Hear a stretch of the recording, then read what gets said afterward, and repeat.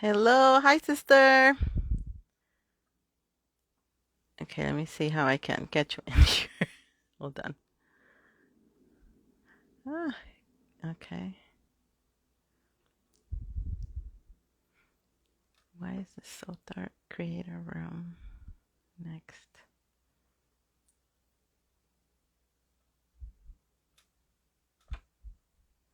Hello, everybody.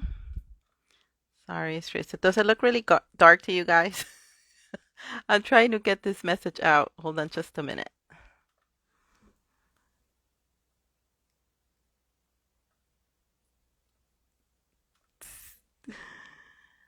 Okay, next. There.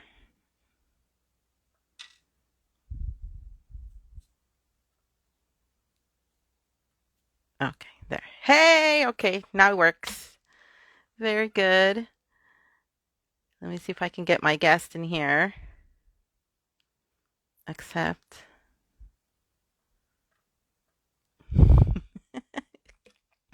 Of course, is blocking. Welcome. I'm so glad everybody's making it. Okay,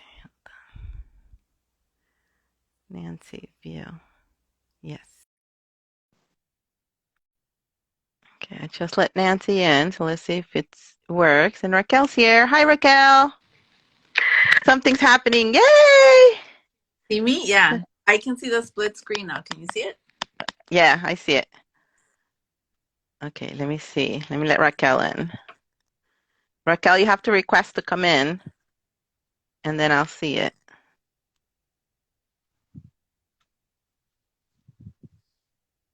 View. There. And the three of us should be able to come in according to the rules. Yes, it works. And that's wonderful. I love it. Welcome, And I'm in the ladies field. and I'm on the field. gentlemen. Hello. All right. So happy everybody's joining. Gonna give them a few seconds.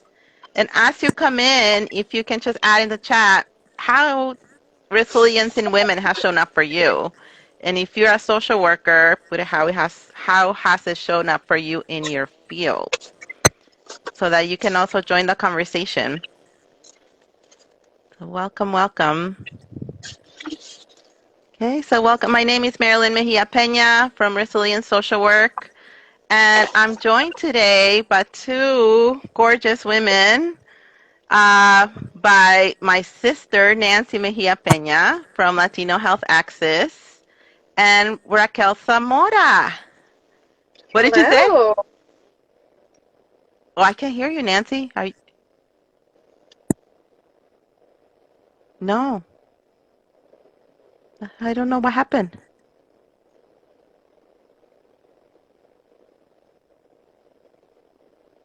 No, you were sounding okay at first. Okay, can you hear me now? Yes, Oh, okay. yes. The mic was being blocked. I think that's what it was. I Okay. Peña, Nancy Mejia. I called you Nancy Mejia Peña. Sorry, Nancy Mejia. I am Mejia Peña, but she's Nancy Mejia. And Raquel Zamora from Hello. LAUSD. That's right. Welcome, welcome. So if you can share, ladies, with everyone, just give us kind of what your title is, where you are working right now, but how did you find yourself into the social work field? Like, how did you end up in this field, right? What has been your journey in the social work career that you've had so far? Raquel, do you want to go first? Sure.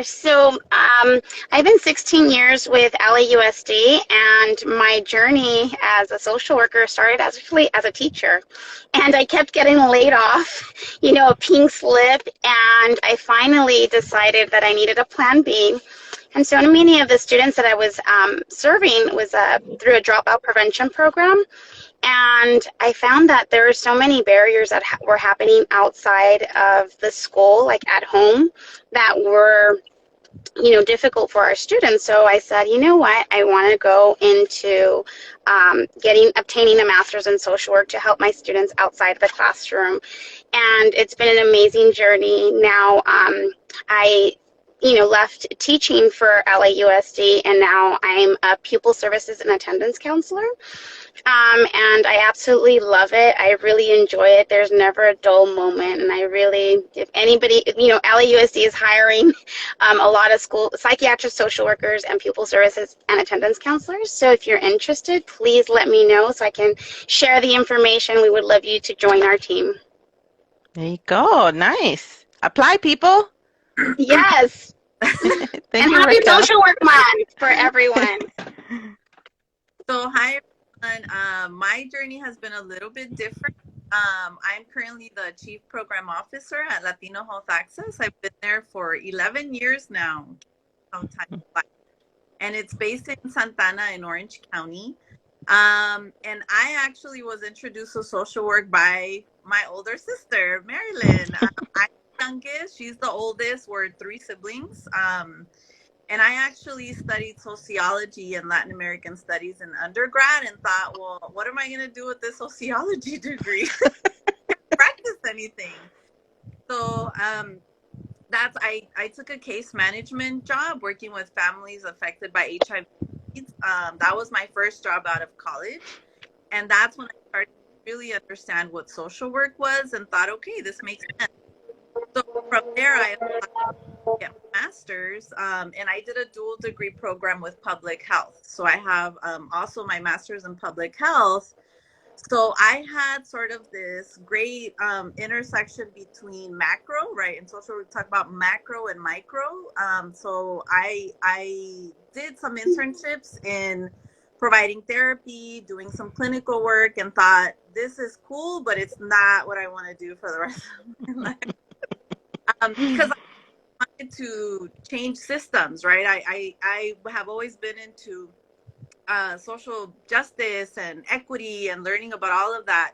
So it was sort of this perfect match between looking at what are the root causes of the things that continue to make our clients, our participants, have these needs that we keep seeing when we are providing clinical services.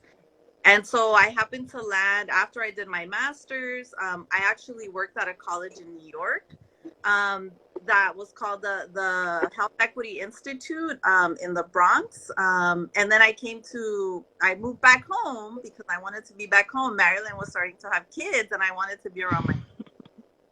So that's when I happened to land at Latino Health Access without realizing what a perfect job it was for me. I didn't know what I was going to do. And I've actually been doing initially a lot of community organizing, right? A lot of advocacy with Latinx immigrant communities. And eventually have found myself in different leadership positions. And now I oversee all of the programs. So I'll leave it there. Yeah. So, it's still working with direct service because you work still with the public somehow, but it's more administrative, right? And it's also that, right? So it's more sort of this generalist view of social work. Mm-hmm. Very good. All right. So for me, you guys kind of have read my bio probably, but it's been 24 years now, so since 1998, and it's been a journey, but I stumbled into social work. I really love math, so my initial career inclination was engineering, and that was what my declared major was when I first started college. And, I started taking my GEs, and I was like, yeah, I don't think I want that. I want more people stuff. And then I'm like, okay, I'm gonna do accounting. So nope, still boring. I'm like, I can't hang with this. This is too boring. I need more, interaction with people. And I took my first Psych 101 class, and I loved it. And I fell in love with psychology, right? Because I was like, I love this social aspect, And for the longest, I was in the long-term track of, getting my BA. It took me I don't know, 6, 7 years, forever. And, but in that journey, it was pretty much, psychology, and then I took a test. I took a career placement test, and he said that social work would be a good fit for me. And I was like, what is social work? I had no idea what social work was. I had never heard of it. And I was like, that sounds interesting. So it was time for me to transfer. And I looked it up and I said, yeah, I think that's a better match. That's kind of what I want. I want more people stuff. And so I transferred to Cal State Long Beach, and ended up with my, bachelor's in social work, and then went to do some social work at DCFS because I thought that was my career goal. I was going to be a lifer at DCFS, según yo, right? And then it was not a good match for me. It wasn't what I wanted. It didn't quite go with my values, right? And partly was just, I think it was the environment, or it was my supervisor, because I've had other friends that were pretty much aligned. But my deal was I needed to help families, and I needed to help families reunify and be the best that they could be. And unfortunately, that wasn't happening in my unit, right? Because my supervisor was very much an advocate of children's, but not of families. And I couldn't hang with that. It was too much. It was too painful to go and see the kids, and they'll be like, when can I go with my mom? And I'll be like, I'm sorry, I don't know. So I ended up then moving, still in child welfare, but in a foster family agency, and did foster care, social work there for a while. And then after that went back to graduate school because I was like, it's time to go back. So I went and got my master's in social work, went and worked in domestic violence at Rainbow in San Pedro. Amazing experience working with, again, just the resilience of women, right? And just the human spirit. So I worked there for a while, did all my clinical hours there, doing therapy and groups and working with children and the families, and then found my way back to child welfare. It ended up working at the foster family agency again at Families Uniting Families with the original team that I had met prior going to my master's. And, it's I've been there forever, it seems like, right? So it's been there, I don't know. Let me see. When did I leave Rainbow? It was like 2003, maybe? I don't know, around there. 2003. No, it was later. 2007 or something like that. It's when I got my license. So it was like 2006. I ended up leaving Rainbow, came back full time to Families Uniting Families, and then I got another job. So because I ended up getting pregnant, having children, right? Life happens, and have been working part-time ever since I had my kids, like 12 years ago, and have been doing gig work, right? So parenting classes, through different contracts in Long Beach, and then working with victims of crime, conducting therapy, doing supervision hours, and then find my way back to a shelter doing domestic violence, right, where I started practicing my clinical skills, at Rainbow. But this was at WCCS in Whittier.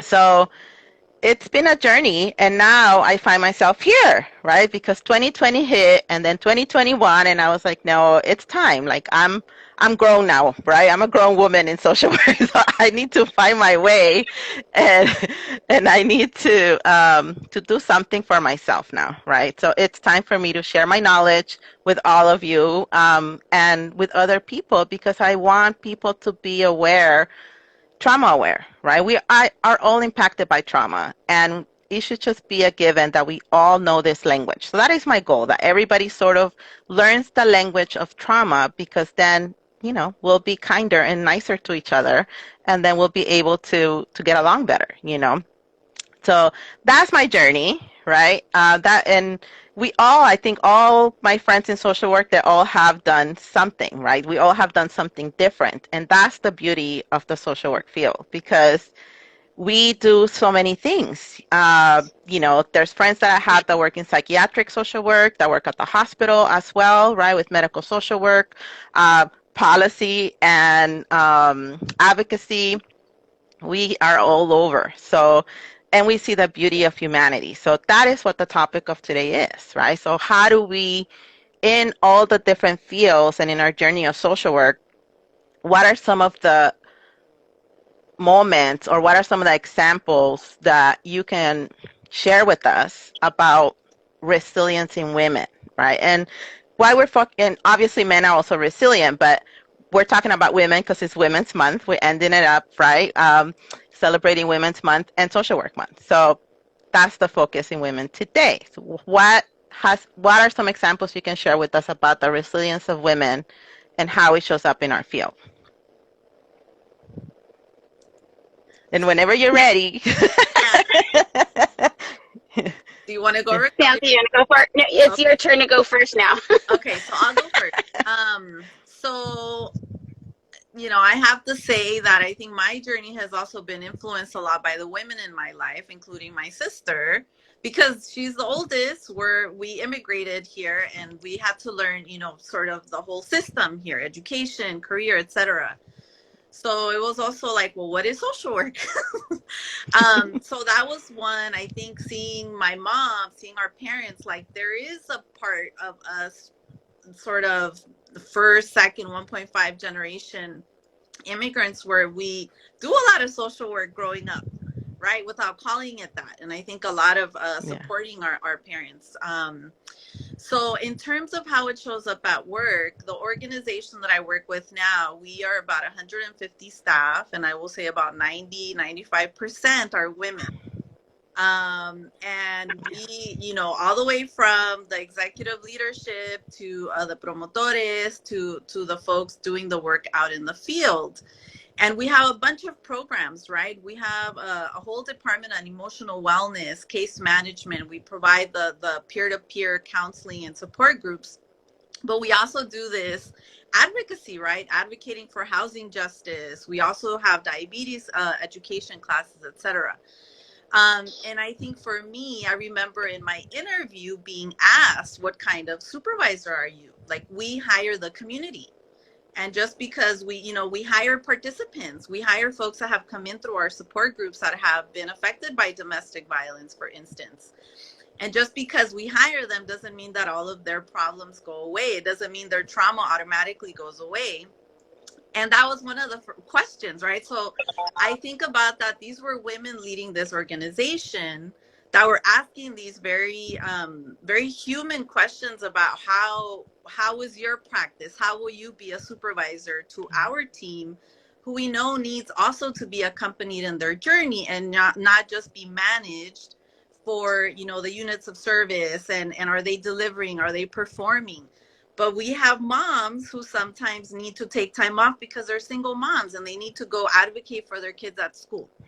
So how will you? So to me, that was an example of, I had never been asked a question like that, and I thought it was so thoughtful. And after 11 years, I haven't forgotten that moment. And I have had, to intervene also with other supervisors and totally bring that social worker perspective of, I'm not just supervising, this position. I'm supervising people that have families and that, and so I think for me, I've seen that resiliency not just in the work that we do, but also in how we operationalize, to say like that, the principles of the organization, right?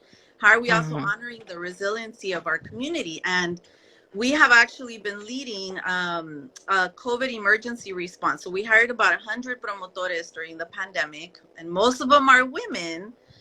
And I was sharing with Marilyn that for me, it was so impactful the first 2 weeks of the pandemic when everybody shut down and we all went to work remotely from home, and we had a food bank. And I was like, oh my God, I don't want staff to get sick. We have to shut down.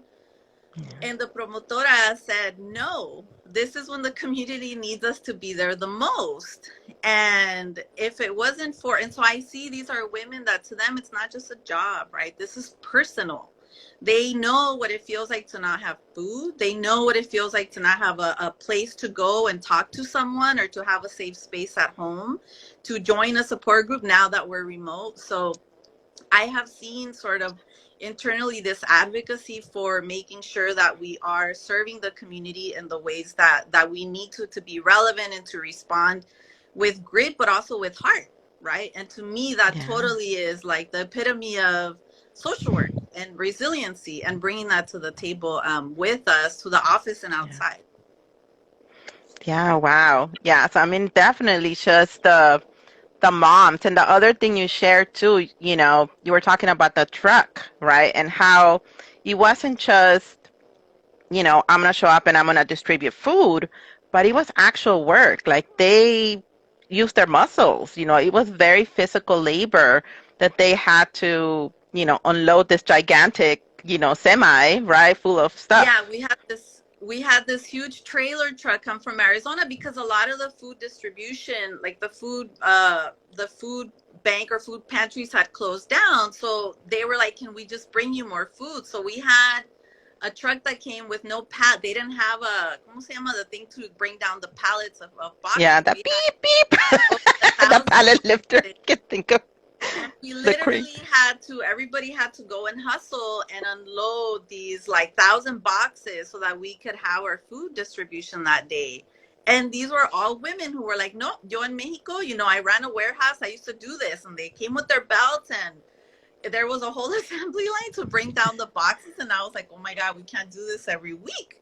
Like somebody's going to get hurt. But it's been 2 years and we still have the food bank we don't, you know, we've sort of have more things, more tools now, more support. But it was at a time where everyone was scared and we're like, we're staying home. We're not going to go. We're going to get sick. And they were like, nope, we're there. A forklift. Thank you, Miss. This. Wow. Yeah, you know, it's so amazing, and it's the moms, right? The moms that know how hard it is for people. And during those times, you know, it's been a while now, so we kind of have forgotten, right? How it was at the beginning, but it was rough at the beginning. Pretty much everybody was on lockdown, and they didn't, right? And we didn't have a vaccine, so you know, you were definitely exposed as first responders and just showing up. So that is amazing. I'm so proud of them. And thank you for the work that you do there, Nancy, because seriously, your promotoras are amazing.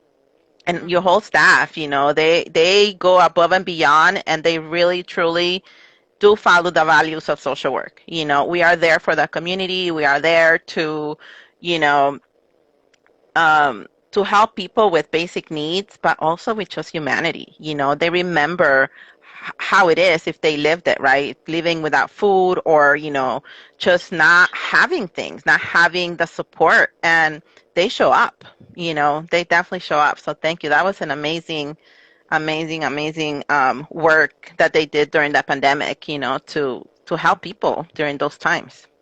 Yeah, and the style, the way, you know, it's sort of fighting against models where we are a charity, right? Or we're going to solve people's lives, or we're there to impose.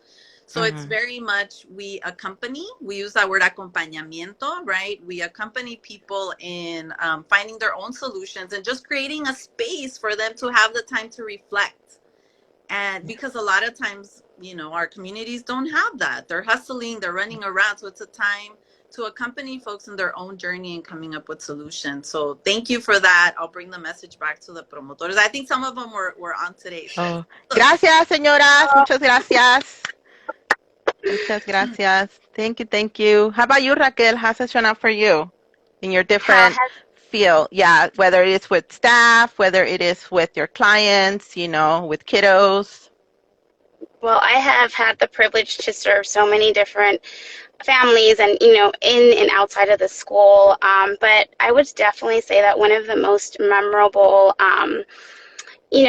services that I did for it was actually through victims of crime. And I remember helping this one client for 40 weeks, providing direct mental health therapy.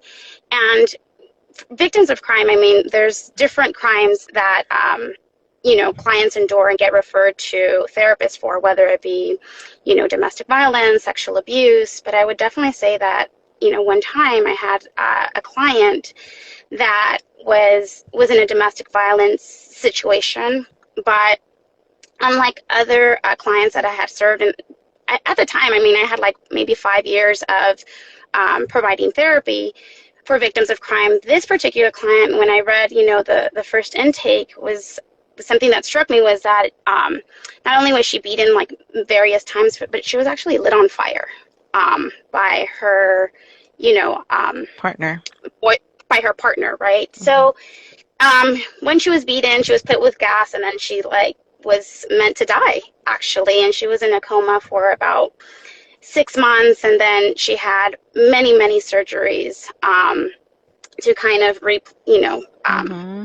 put things together and Yeah. whatnot. So when I started the therapy with her, it was so it was such an amazing journey for those 40 weeks. And as a clinician, I grew, and but also, I mean, like I would definitely say that she had so much resiliency because she, even though her completely her body was transformed and so much trauma that she went through, she was such a beautiful person. And she really highlighted, she's like, I used to look like this, and she used to show me pictures of prior to the incident. And and she's like, but you know what, I feel more beautiful now than I did Mm-hmm. prior to this happening to me, because what I am in the inside, and it is much deeper and much more profound. And this woman was so amazing because she would actually be a guest speaker for a lot of different Mm-hmm. boards and a lot of other women,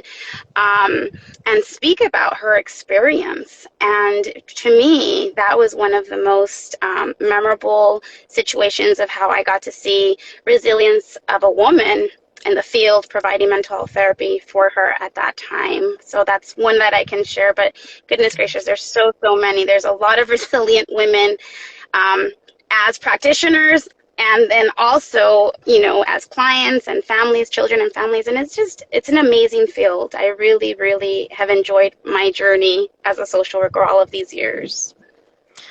And Yeah. Mhm. It's amazing to see, the beauty, right? The beauty of the transformation. And I think, you know, in therapy, I have, my share of therapy as well. And it's all been around trauma, right? It's domestic violence, it's victims of crime, it's child welfare.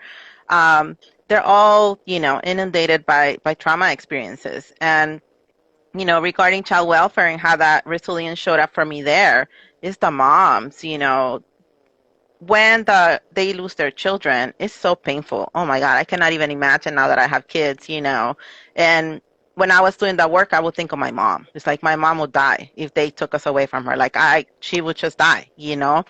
And I took that with me to work because I had to remember, right, that the people that we're working with are people. They're human.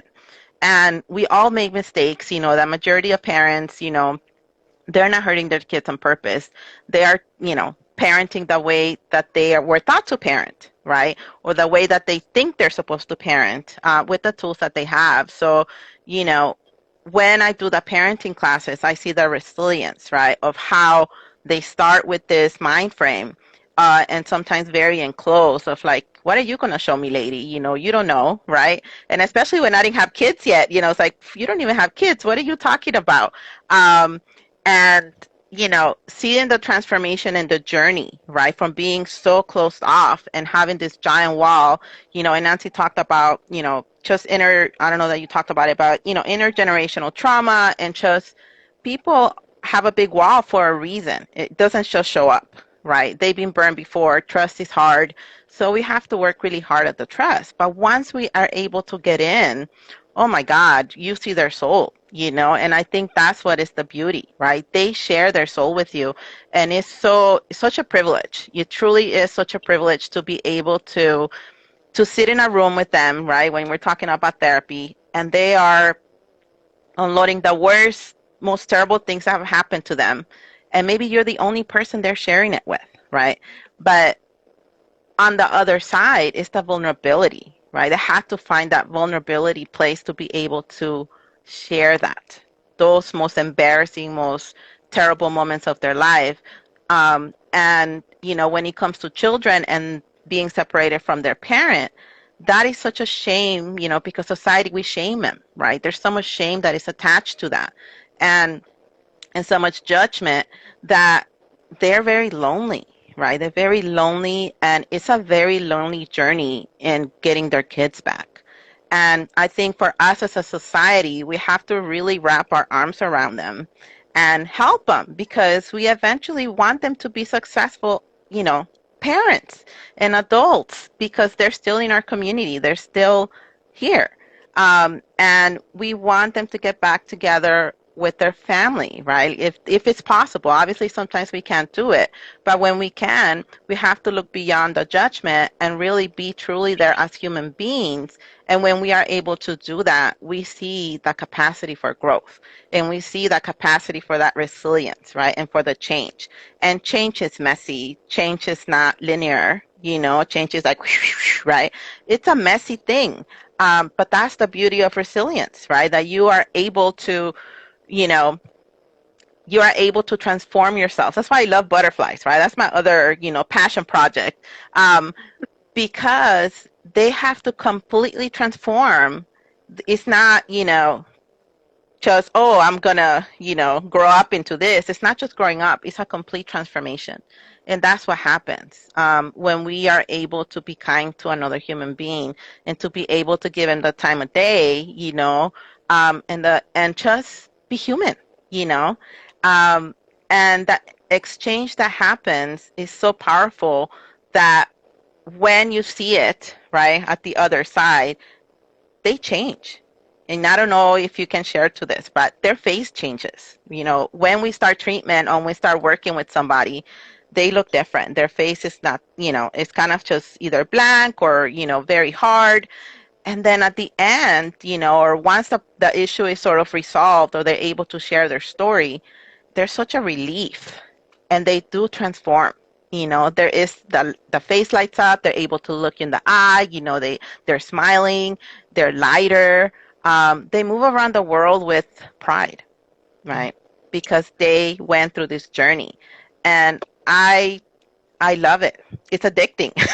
I think that's the addicting part of social work, right? That Yeah. we are so privileged in seeing this humanity, the change that can occur when we can be kind to each other, And the resilience of women, like I said, with the moms, is such a painful journey to have to, walk through to get your children back, but they do it, right? The ones that do it and succeed, they go to the visits, even though they have to leave their kids with strangers, and hope for the best. That is so painful. But they do it, right? And they go to the parenting classes, do whatever else they need to do to be able to get their child back, even though it's such a painful and lonely journey.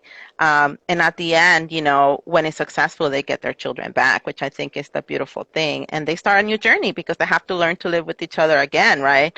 But I think in child welfare, that is where I see resilience in women and in the foster moms. So foster moms are amazing too. Oh my goodness, they put up with so much stuff. I don't know, I don't know that I have the strength to do what they do. To work with children that have endured so much trauma, right? The trauma that they endure in the home and the trauma of being separated from their parents and having to wait, right? They have to wait in this limbo for years sometimes, to see what happens in ambivalence. And it's an ongoing loss for them, but the foster moms show up, right? They're there. They're there. And they're doing the work that it requires to allow the parents to do their work, and get the children back. So I think in child welfare is so very present. And then in the work for us, right, we are also resilient because the job sucks, right? Like sometimes, oh my God, we experience so much beautiful things, but good Lord, it's exhausting, right? Having to listen to traumatic things, it's tiring, it's exhausting, because we absorb all the emotions. So I think just the fact that we also show up as social workers, even though it's hard, right? We are in the front lines. Emotional labor, yes, it's definitely emotional labor. We show up, man, and there's crappy paperwork that we have to do most of the time, right? That nobody likes. But we get it done, right? We have to do it. And usually the jobs, we're not here for the money. I mean, we all are, but unfortunately they don't pay us that great, so it's not that is not our payout. Our payout is the privilege, right, of working with the families and seeing the success and seeing the resilience and the changes that we're able to make with just being kind and providing the right resources for the people, you know. Um, but as employees, we are also resilient, right? I've seen so many resilient women, you know, and because again, even though it's hard, we come back the next day and we do it again, right? Um, even though it's tough emotionally. And sometimes where conditions aren't the greatest either, right? We're not treated the greatest a lot of times. Um, I think hopefully that is changing because people are becoming more trauma informed, employers are becoming more trauma informed, and are more, hopefully, more aware and kind to their staff and to their staff needs, like that Nancy was sharing, right, about the mom, recognizing that we are also people. We also have lives outside of work. And life happens. Like I said, life is messy. Change is messy. It's not, you know, linear and it's not all flowers, you know. We have to also go through our own life journey. And through that, we have, you know, relationship issues, right? I know I went through my own separation as a social worker. That was rough. Fertility issues, also, you know. Um, we have losses. We lose family members, and you know, life continues. We still have to go see clients, and we still have to do paperwork, and you know. Um, so I think we are also resilient within our field because we are still here, and we want more, right?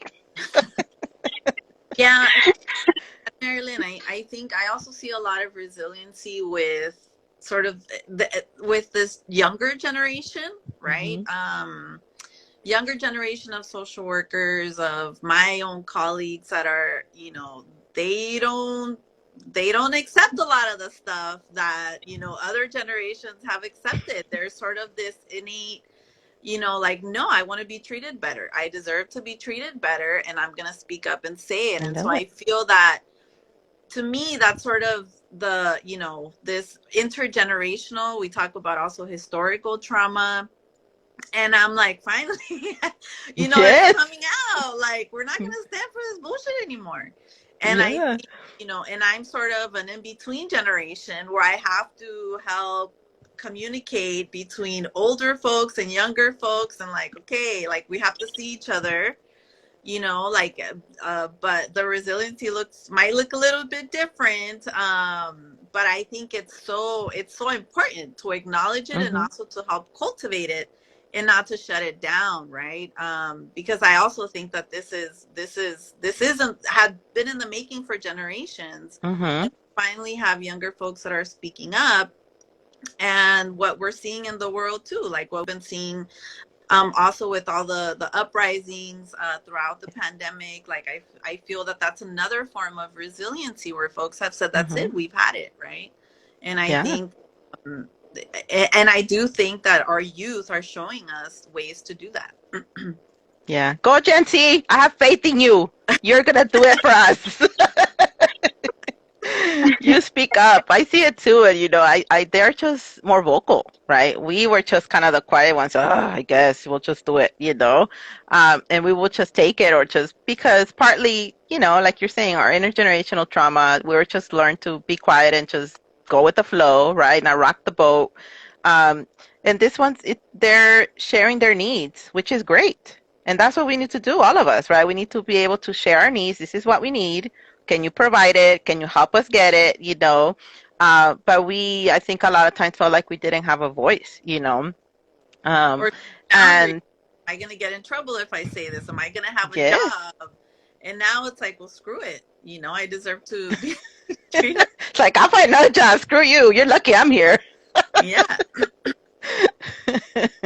Yeah, it's so amazing. You know, I think I said it's addicting, right? It's addicting to see the beautiful growth in people, just the capacity for change. Because, like I said, we have seen it all. You know, people just broken down in every way. You know, I mean, Raquel, I think you were the one that kind of put it, you know, in those terms, so like with the lady that was turned on fire. But with domestic violence, we see it all the time. They lose everything. They lose everything. You know, when working at the shelter, they leave everything behind and they have to start over. for immigrants, that's what we do. We leave everything behind and we have to start over, right? And you see that resilience there too. And sometimes it's both, right? Like at the shelter, we had ladies that were immigrants that they came unfortunately, and then they were abused, and now they're in a new country. No, they don't know the language, and they have nobody. So, but they still make it, right? They're selling their tamales, they're hustlers. And they're amazing. They're my heroes. I'm like, oh my God, I am so proud, because they learn how to heal themselves. They take the time to heal, and then they're thriving, right? They're thriving and they're making it, even though, you know, again, they don't know the language, they have no money, they have no housing, but they're gonna go figure it out. So it is the fighting spirit, right? The humanity fighting spirit. I love it, the warrior spirit. So, And yeah. that's so important when we're working with communities, to acknowledge that and to see it, right? And Mhm. to encourage it, instead of just Yeah. seeing the needs of folks, like, oh, this lady has all these needs, pobrecita, or like this pity.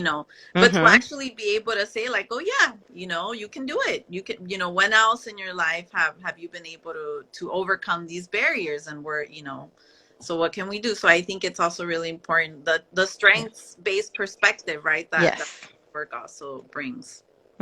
Yeah, it's the strength space, and they are entrepreneurs. I tell them, "Oh my God, you're an entrepreneur! My goodness, you are a businesswoman."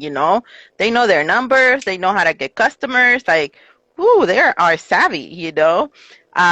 So we have to look, not just assume they have nothing, because that may be our assumption from where we're coming from.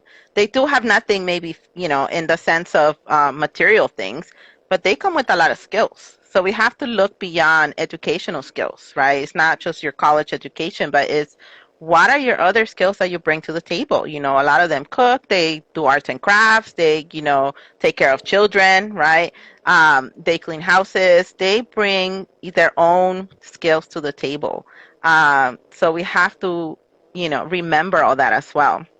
Yes, caregivers, cooks, CFOs, teachers, family Uber driver with no pay and document paper. Yes, you figured out and we help them, right? Because we have to get creative too in the resources that we have, because we can only do so much with what we got too, right? And then we're like, okay, sounds good. Let's see how we can get you a spot somewhere, and how we can make this happen, but we have to be open to it, right? And not close-minded. So it's being open-minded is being open-hearted, right? To go to the human side and just see this person as, like I said, for me, it was my mom, right? When I'm working with in child welfare, like my mom will be broken. Like, what will my mom need right now from me, and have that empathy of not, she's just a number or she's just another client in my caseload. No, she's a person. She's a person with attached to children, attached to family, attached to friends, that needs support. So yeah. Anything else you guys want to share that came to mind about resilience in social work as we're talking?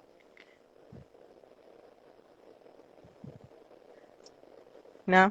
So how do we move forward, or what is something, how do you, let me see, how did I write this question down? Because I forgot. What keeps us motivated? So how do you keep yourself motivated to continue in the field of social work, right?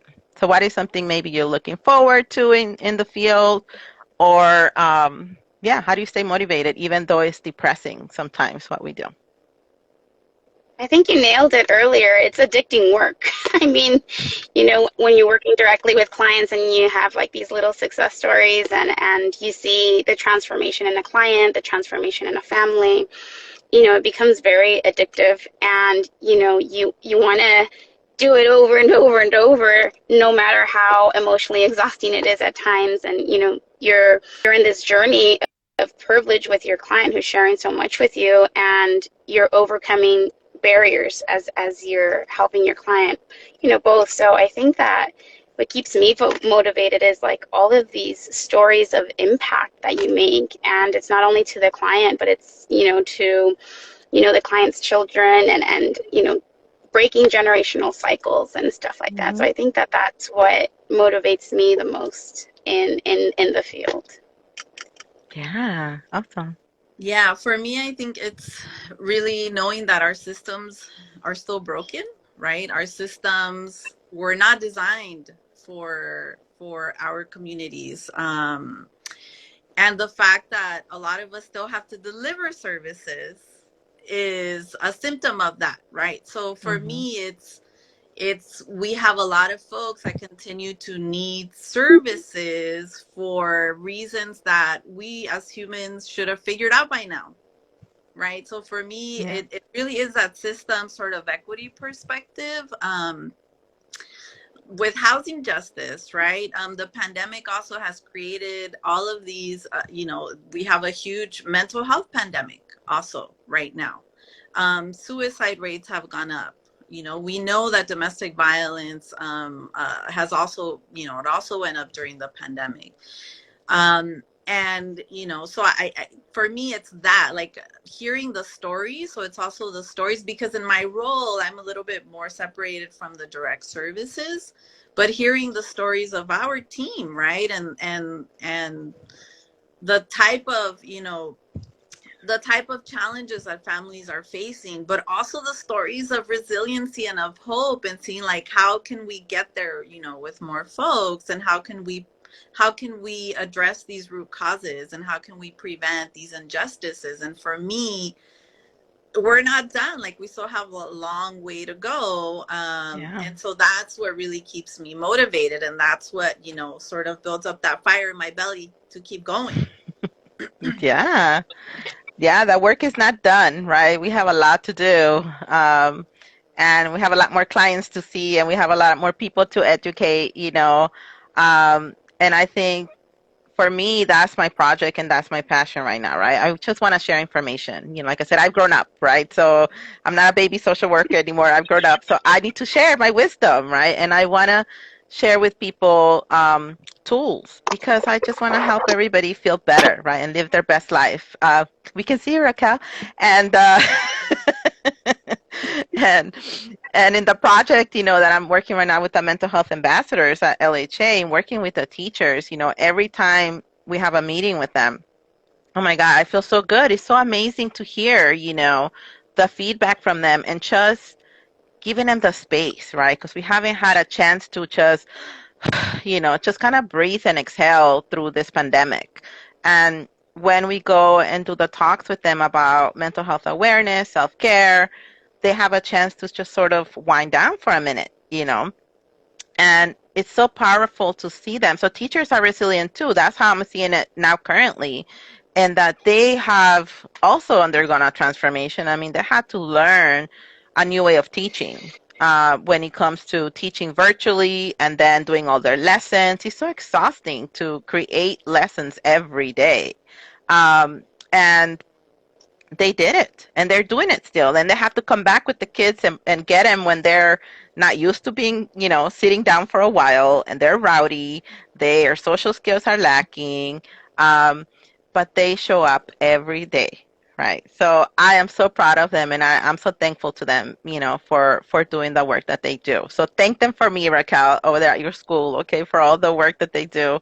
But that's how I see resilience show up there at the school as well with the teachers. They are amazing, and they get it. A lot of them get it that the kids do need mental health before schooling, right? Or needs to be embedded within the school day, because they're just behind in social skills.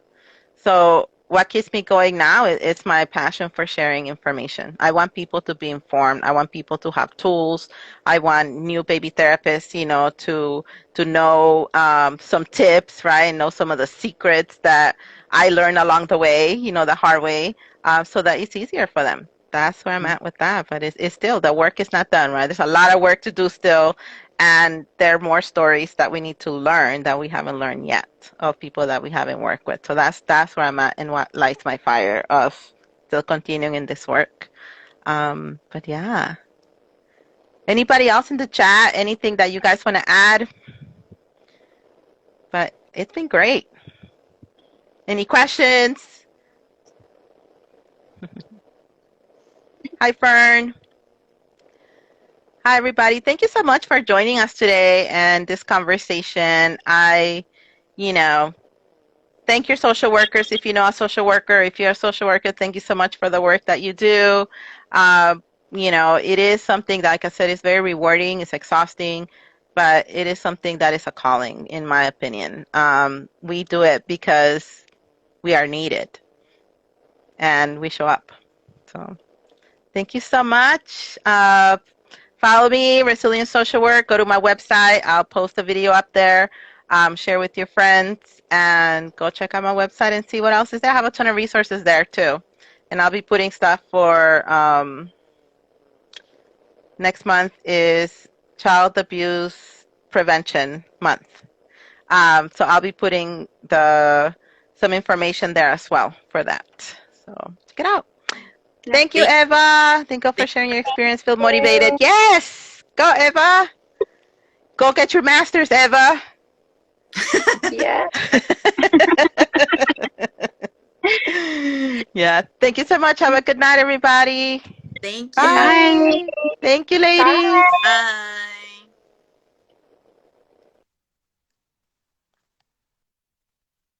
I always forget how to end this. Hold on.